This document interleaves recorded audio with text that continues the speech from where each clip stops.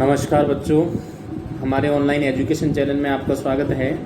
और एक बार फिर हम एक नई वीडियो के साथ में आपके सामने उपस्थित हुए हैं। बच्चों, हमारा लास्ट वीडियो जो आपने देखा था उसमें हमारी चर्चा चल रही थी, भारत में वनावरण के बारे में हमने चर्चा की थी। और वनावरण के पश्चात हमने वन संरक्षण की चर्चा की थी। और वन संरक्षण के साथ साथ उसके बाद में हमने सामाजिक वानिकी के बारे में पढ़ा था, कृषि वानिकी के बारे में आपको बताया था, शहरी वानिकी के बारे में बताया था, ग्रामीण वानिकी के बारे में बताया था, और साथ साथ में फार्म वानिकी। इन सभी बिंदुओं की चर्चा हम हमारे लास्ट वीडियो में कर चुके हैं।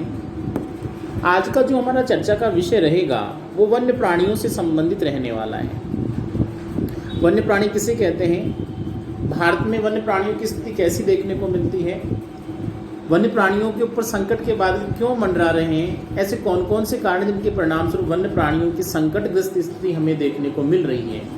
तो ये सारे जो बिंदु हैं इनकी चर्चा हम आज के वीडियो में करने वाले हैं। तो सबसे पहले तो बच्चों आपको ये समझना होगा कि वन्य प्राणी होते क्या हैं, वन्य प्राणी किसे कहते हैं। ध्यान दीजिएगा, हमें हमारे आसपास जंगलों में, वनों में आपने अपने चारों उड़ते हुए पक्षियों को देखा होगा, जंगलों में विचरण करते हिरण को देखा होगा, जू के अंदर आपने चिंकारा देखा होगा, हो सकता है आपने जंगलों में सुअर देखा होगा, नीलगाय देखी होगी, हिरण देखा होगा, शेर देखा होगा, चीता देखा होगा। ये सारे के सारे ऐसे जीव जो प्रकृति द्वारा प्रदत्त जो वन आवरण है, जंगल हैं, उनके अंदर निवास करते हैं, स्वच्छंद रूप से जो विचरण करते हैं, ऐसे पशु पक्षियों को और जीवों को किसके नाम से जाना जाता है, वन्य जीवों के नाम से जाना जाता है, या इन्हें ही हम वन्य प्राणियों के नाम से परिभाषित कर सकते हैं। और ये वन्य प्राणी जो होते हैं किसी भी देश के लिए या किसी भी क्षेत्र के लिए एक महत्वपूर्ण प्राकृतिक संसाधन होते हैं। तो वन्य प्राणियों को या वन्य जीवों को किसी भी देश की सबसे महत्वपूर्ण प्राकृतिक धरोहर भी माना जाता है। जैसे वन संसाधन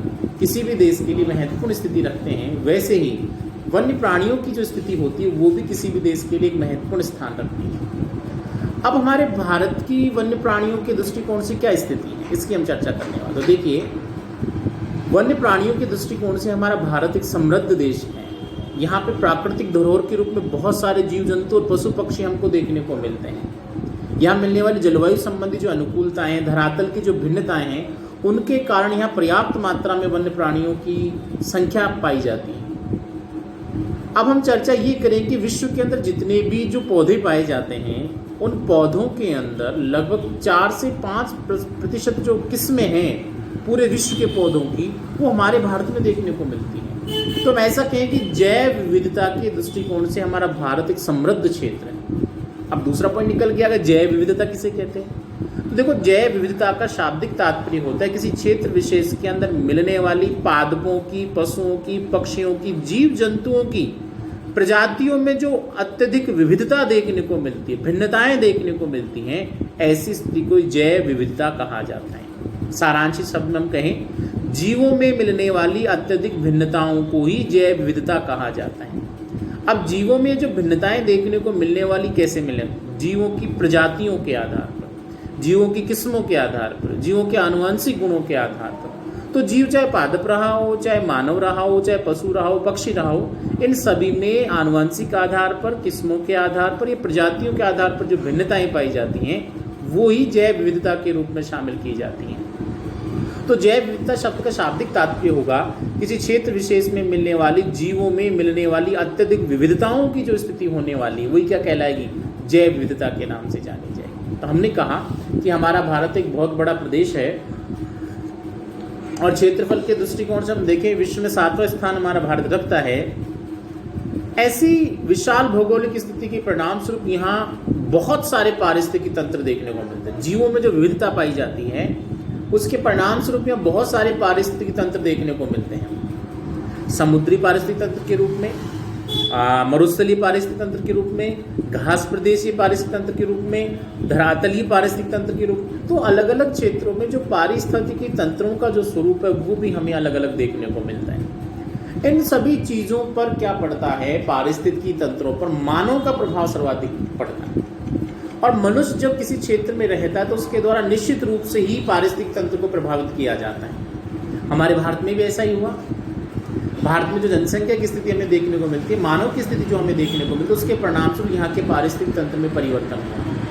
और पारिस्थितिक तंत्र में परिवर्तन की प्रक्रिया ने क्या किया, जीवों का धीरे धीरे विनाश करना प्रारंभ कर दिया, पेड़ पौधों को काटना चालू कर दिया। और पेड़ पौधों के जब कटेंगे तो उन पेड़ पौधों के क्षेत्र में, वनों में, जंगलों में रहने वाले जीव जंतु थे, उनके निवास स्थान कहाँ रहेगा। तो जैसे जैसे पेड़ पौधे कटते गए, जीव जंतुओं के जो निवास क्षेत्र थे वो भी नष्ट होते गए, और परिणाम ये हुआ कि धीरे धीरे जीवों की संख्या कम होती गई। तो जीवों की संख्या में इस प्रकार से जो कमी आने का स्वरूप हमें देखने को मिलता है, उसे ही हम जैव विविधता में कमी के नाम से जानते हैं, या जीवों की प्रजातियों में जो कमी का स्वरूप हमें देखने को मिलता है, उसी के परिणाम स्वरूप वर्तमान में हमें जैव विविधता की कमी देखने को मिलती है। और आज स्थिति ऐसी उत्पन्न हो गई है जिसके परिणाम स्वरूप हमारे भारत में या तो अत्यधिक प्रजातियां विलुप्त हो गई हैं, बहुत सारी प्रजातियां, और या फिर बहुत सारी ऐसी प्रजातियां हैं जो विलुप्ति के कगार पर पहुंच गई, यानी संकट का सामना कर रही हैं। ये पूरी की पूरी जो स्थिति आपको देखने को मिलती है वो हमारे भारत में वन्य प्राणियों के संदर्भ में देखने को मिलती है।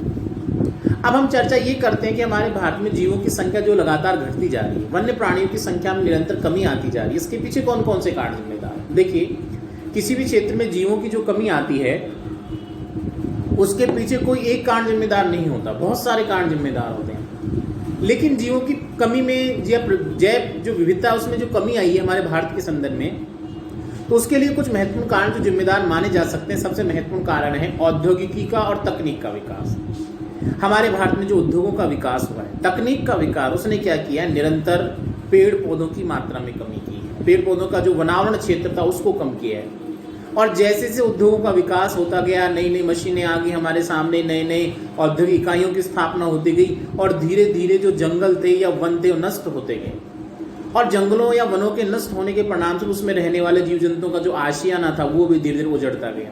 और इसी का परिणाम है कि आज हमारे सामने जैव विविधता की कमी हमें देखने को मिल रही है। दूसरी चर्चा हम ये करते हैं कि धीरे धीरे मानव ने क्या किया, खेती की है, अपनी बस्तियों को बसाए, सड़क बनाई है, रेल मार्ग बनाए, खदान बनाए, बांध बनाए। इन सभी के निर्माण के दौरान किसी न किसी प्रकार से पेड़ों को तो काटा ही गया है।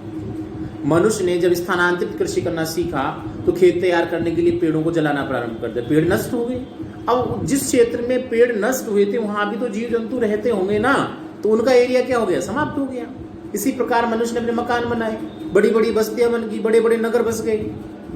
अब सोचिए, वर्तमान में जो नगर और बस्ती हमें देखने को मिलते हैं उनकी जगह भी तो कभी जंगल रहे होंगे, तो उनकी जगह जो जंगल रहे होंगे तो वहां जीव जंतु रहते होंगे। आज वहां जंगल नष्ट है तो जीव जंतु भी नष्ट हो गए।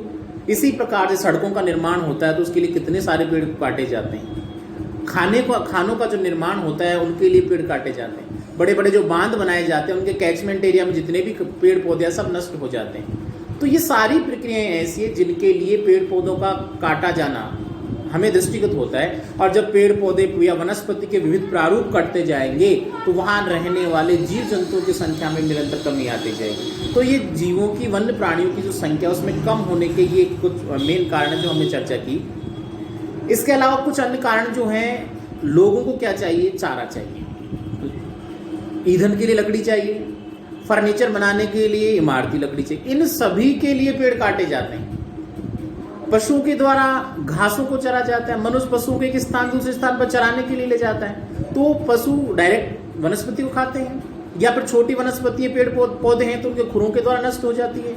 तो मनुष्य चारे के लिए भी बहुत सारे पेड़ों को मनुष्य काट लेता है, जलाने के लिए लकड़ी चाहिए उसके लिए बहुत सारे पेड़ काटे जाते हैं, फर्नीचर के लिए जितने भी हम फर्नीचर के बहुत सारे प्रोडक्ट हैं उन सभी की लकड़ी काटी जाती है। सोचिए पूरे विश्व के अंदर कितनी लकड़ी काटी जा रही है फर्नीचर के लिए, चारे के लिए या फिर ईंधन के लिए।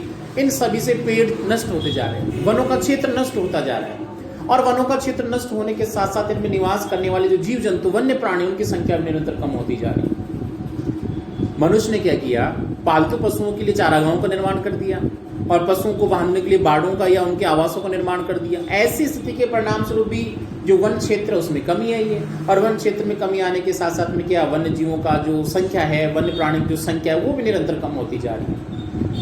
पहले जब राजा महाराजाओं का शासनकाल था तो लोग क्या करते, राजा अपने शाही शौक के लिए जीवों का शिकार करते थे, चीता का शिकार करना, बाघ का शिकार करना, शेर का, उनकी शान का प्रतीक माना जाता था। और आज भी हम देखते हैं कि आखेट और शिकार की प्रक्रिया देखने को मिलती है। भोजन के लिए लोग शिकार करके अपना जो मांसाहारी लोग हैं भक्षण करते हैं। तो रजवाड़ों के जो शौक थे उसके कारण और लोगों के द्वारा जो शिकार की प्रक्रिया संपन्न की जा रही है, उन सभी के कारण भी वन्य प्राणियों की संख्या कम होती जा रही है। आज भी हम अपने आसपास देखते हैं बहुत सारे लोग हैं जो खरगोश का शिकार करते हैं, नीलगाय का शिकार करते हैं, तीतर बटेर का शिकार करते हैं, कबूतर खाते हैं।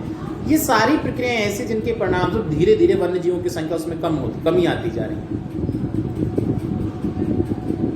इनके साथ साथ में प्रकृति प्रदत्त कुछ दशाएं भी होती हैं जो वनों की संख्या को कम कर रही हैं और वन्य प्राणियों की संख्या में निरंतर कमी के लिए उत्तरदायी मानी जाती है। जंगलों में जब बड़े पैमाने पर आग लग जाती है तो पूरा का पूरा वन क्षेत्र नष्ट हो जाता है, जल जाता है, और उन वन क्षेत्र में जितने भी जीव जंतु निवास कर रहे थे वो भी आग के साथ में भस्म हो जाते, जलकर मर जाते हैं। तो जंगलों में आग लगना, खैर हमारे भारत में ज्वालामुखी विस्फोट की प्रक्रिया नहीं होती इतनी ज़्यादा, नाम मात्र की होती है अंडमान निकोबार में बैरन द्वीप पर, तो वहाँ भी। इसके अलावा बाढ़ आती है, भयंकर जब बाढ़ आती है उसके साथ में कितने वन्य प्राणी बह जाते हैं, पेड़ पौधे नष्ट हो जाते हैं। सूखा जब पड़ता है तो पानी के अभाव में जीव जंतु तड़प तड़प कर अपने प्राण त्याग देते, वनस्पति सूख जाती है। तो प्राकृतिक जो आपदाएं हैं वो भी वन्य प्राणियों की संख्या को कम करने में अपनी भूमिका निभाती है। जंगलों में आग लगना, सूखा पड़ना, बाढ़ आना, कोस्टल एरिया के आसपास जैसे हम देखते हैं सुनामी का आना, ये सारी ऐसी चीज़ें जिनके परिणाम तो जंगल तो नष्ट होते ही होते हैं, साथ साथ में इसमें निवास करने वाले जो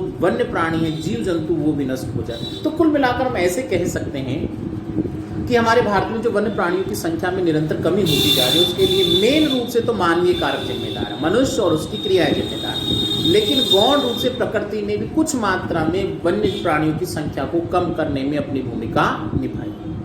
तो ये पूरा का पूरा जो वीडियो था बच्चों, आपने समझा कि वन्य प्राणी किसे कहेंगे, हमारे भारत में वन्य प्राणियों की स्थिति कैसे देखने को मिलती है, और साथ साथ में हमारे भारत में निरंतर जो वन्य प्राणियों की संख्या में कमी होती जा रही है, इसके परिणामस्वरूप प्राणियां संकटग्रस्त हैं या विलुप्ति के कगार पर पहुंच गई। तो क्यों पहुंच गई, तो उसके कुछ कारणों की हमने चर्चा की थी।